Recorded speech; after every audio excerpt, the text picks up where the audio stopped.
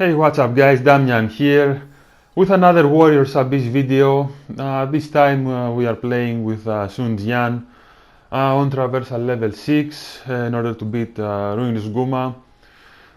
This is my second playthrough with Jian. The first one was months ago, like after the first patch, I think so, yeah. And now we are after the fourth update, and this particular build that you see right here was made possible after the fourth update with the Transcendence element, thanks to that. Now previously when you were building for Sun Jian, well, you would get his faction members really, I mean, and in particular Sun Se because he's a barrier smasher of the Wu faction. You would get Sun Quan for the extra damage and the dazzling bullet, and you would get Yokimura Sanada for the fire attribute increased damage by 100%, and the soaring blade. And this is your core build, so to say, when you are running the Wu faction and the fire character. This is your core build: Yokimura, Sun Quan, Sun Se. And these three characters have one thing in common, and that is the Torchbearer emblem, guys. And after the fourth update, if you transcend Sima Zhao, it's made possible for him to summon the Torchbearer characters. And of course, as you know, previously with Sun Jian, you had to summon them individually. For example, if you summoned Sun Se, he's an electric character, and if you're going for a fire build, it wasn't such an effective summon. And now with Sima Zhao, you can summon the four of them as one team, even though Sima Zhao is the Jian faction and doesn't synergize in terms of element. But, well, compared to summoning each one of them individually, and Sanse in particular, it's way better, of course. And, well, here you can see the build. It's not in a perfect finalized state, so to say. It's not what I would ideally build, because I'm also using Guan Yiping as another Torchbearer. She's the Su faction. She doesn't synergize in terms of faction. Well, she does synergize in terms of the attribute, the fire attribute, and she has her perk, her unique tactic rather. It improves her own ability, her own samurai seal. And that's the one that I had, so I use her, and also I use Zhurong to increase the damage of the dazzling bullet for Sun Quan. And well, Zhurong is not a Torchbearer, as you can see right here, the summon. She doesn't get summoned, but she improves the dazzling bullet. So yeah, that's the build I managed to get. And now, of course, it can get better. There are more ideal characters to get. Like, for example, you could get Sima Si. He improves the Torchbearers and Jian damage. Or you could get San Xiang for the Wu faction, and she can get you money as well. Well, tears of blood, so to say. Or, of course, you can go for a full fire plague and use Tadakatsu and Zhou. But, of course, they will not gonna be summoned because they are not Torchbearers. But, anyways, this is the build. Now I'm playing against the two warriors, and actually it didn't do too well against the two warriors. It did better against Guma because, Guma is a larger target. And, with dazzling bullets and sometimes the soaring blade can miss. That's why. Now, in order to get the build itself, of course, you need Sima Zhao first, and you need 3 Jian characters in total. Sima Zhao is one of them, and ideally you wanna get Sima Yi and Wang Yuanji, which also activate his unique tactic. that you need to get the perk, the build online, and also upgrade his own summoning skill. Of course, you want Sun Se for the barrier damage, you want Sun Quan, and you want Yokimura, of course, and you also need the Sanada, an additional Sanada to activate his unique tactic, and preferably Ina, because Ina also synergizes with Tadakatsu to upgrade his summoning skill if you have him. So Ina is the best here, so if you get her from an electric, from a thunder portal, it's good. So also synergizes because he's a skill character. The skill emblem can be used for to upgrade Yokimura's summoning skill, the Soaring Blade. So of course these are the synergies, and well, like I said, it could be better, but right here I didn't get the Vigor and the skill emblem to 12. I got them both in to 11. So I don't get the 50% more barrier damage and the 80% more damage in general. But it's okay, for my very first Torchbearer build, it's good. And I'm also playing Traversal level 6 under leveled. Like I said, this is my second playthrough with Jian, and honestly, I'm not too familiar with him. I just didn't want to sit down and actually learn his moveset, and a lot of people really like him. They say that he's a fire monster, he's the lord of the fire plague build, stuff like that. Personally, I think there are better characters like Magoichi, the Yokimuras, the Naomasa. I think they are better, but it's okay. And now, quite honestly, this build would work better with Ling Tong, because he has the cooldown time upon Burn Infliction. So yeah, I think yes, Ling Tong would have been better. But with him you can also do a Jiangdong hero build and put Sun Jian in it for the penetrating blade, and of course Sanse to do a lot of barrier damage. So, well, that's not the point here, I digress. Sun Jian here, of course it works well, and normally with a build that has a summoner, you would want the summoner to be on the first slot, but I have Simasa on the second slot because I have the red hair treasure, and with red hair it boosts the second, the fourth, and the sixth slot of the formation, so that's why I have him on the second slot.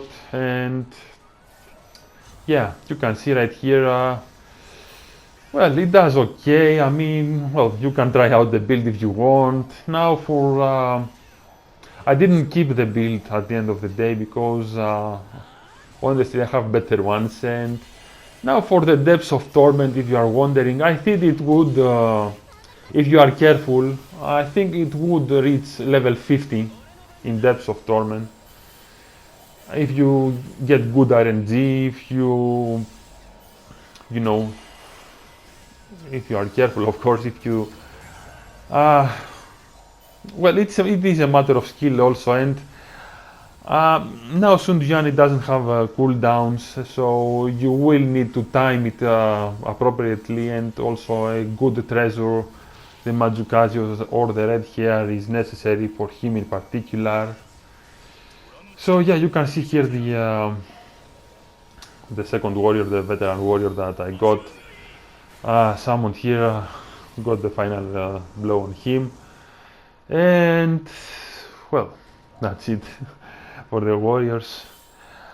Now here I also had Gomon throughout the run, and I was using him in order to to get Tears of Blood. I was doing Musu attacks in order to activate him. And well, Sun Jian's Musu is not that great. I mean, certainly is not one of the good ones. But here you can see I was able to clear out the King's Cauldron and also resupply with the consumables, refill my health and my musu, get the best fire formation for the highest damage, and I am ready to take on the two Gumas and do much better compared to the warriors. And well, it would have been even faster, like I said, if I had the faster cooldown, if I had vigor and skill level 12. But it did okay, guys. The build did alright. I mean, also if I had Sima C or someone else, some other Torchbearer instead of Guan Yi Ping, or if I had Guan Yu to upgrade Guan Yi Ping, the explosive build that she has, it would have been even faster. But well, it's okay. I have here my full fire with the 4 orbs circling me, and 10 seconds is the cooldown timer with red here, as you can see, for the slots for Sima Zhao. And in between those 10 seconds, well, you can do the musu to, in order to stop the time and get your invisibility frames when you do the musu. If you decide to use it in the depths of torment and stuff like that. And well, those are the tactics really. There you can see. Now for traversal level 6, you can reach the bosses to 1/4 of the health. Always, I mean, you cannot just do it in one go when you smash the barriers. So that's also a good measure, so to say, to be able to tell if your build is good. I mean, if you can get Guma to 1/4, both the normal Guma and the Ruinous Guma to 1/4 for your first go, or even half the health for Ruinous Guma, the build is good. And especially if you are under leveled like I am here, right here, it is good. And even though once again, it's not the ideal build, okay? I don't have the emblems, the number of emblems that I want, and I don't either have the cooldown. And, as you can see, I didn't even need the Ensemble in order to beat the normal Guma. So it's time for the Ruinous Guma. And now, to be honest, like I said, I'm not very familiar with Sun Jian. I took a few unnecessary hits during this playthrough. There you can see this is my most hated move that it does with these multiple circles and the spikes, and it happened as the very first move right here. So yeah, these annoying rings again. Of course, you can just dodge the 2 and then go in before the third one and smash him when he's yellow. And for this move, you wanna do the musu. Those lightnings are annoying, especially if they follow up with another ring. Yeah, or they want the circling laser, stuff like that. That's what you wanna do. Another annoying move right here with the circles. Well, it's okay. I mean, you need to practice. Now currently I am doing characters that are in the Karma Ember state, and I am doing them traversal level 6 immediately, even if I haven't never played them before, because I don't wanna do like traversal level 3 then maybe do level 5 in order to get some cumulative levels increased, and then do the traversal level 6, because I wanna eventually get everyone traversal level 6, and I don't want it to take forever.